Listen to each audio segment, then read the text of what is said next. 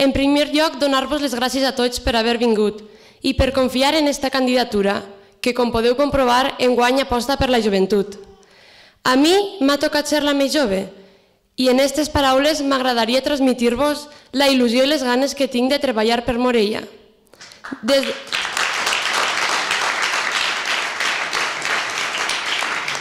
Des que es va fer oficial la meva participació en aquest projecte, he estat pensant quina seria la millor forma de presentar-me a tots vosaltres i a la societat morellana en general.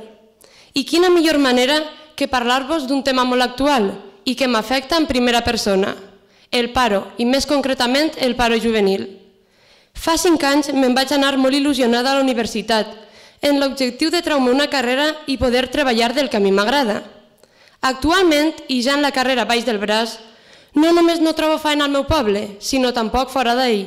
No cal que vos recordo que hem tancat el mes en quasi 5 milions de parats. La veritat és que és una situació un poc frustrant, perquè l'esforç de tants anys no es veu compensat. Lo fàcil i lo més ràpid seria buscar culpables, que per un altre costat tots sabem qui són. Però això no és el que volem. El nostre propòsit és trobar la solució, i aquesta solució està a nosaltres. Les conseqüències de tot això que vos he contat passen factura a pobles com Morella, on cada vegada en són menys i més envellits. Si la cosa continua igual, Morella sol serà un poble d'estiuejants. Sí, continuarem tenint la casa sí, però sol la xafarem de visita. Un punt que em veig obligada a destacar és la manera que té l'Ajuntament de gestionar els llocs de treball municipals. A dia d'avui, un fum de persones, casualment afins al PSOE, calen en cadires i taules de la casa de tots. Realment són totes necessàries? I en el cas de que ho foren, des del Partit Popular canviarem la forma d'accedir a aquests llocs, per a que tots i cada un dels morellans, en independència del seu color polític, puguen optar en igualtat de condicions a ocupar una plaça.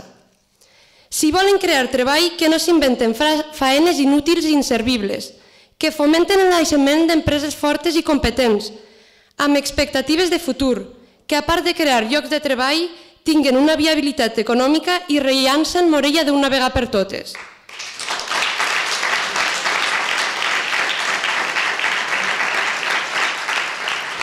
I eixa és la nostra proposta. Nosaltres farem que la frase «Morella més viva que mai» siga més que un bonic lema, siga una realitat. Tenim ganes de canvi i aquest canvi és possible amb l'ajuda de tots vosaltres. Volem TV3, però sobretot ocupació. Moltes gràcies.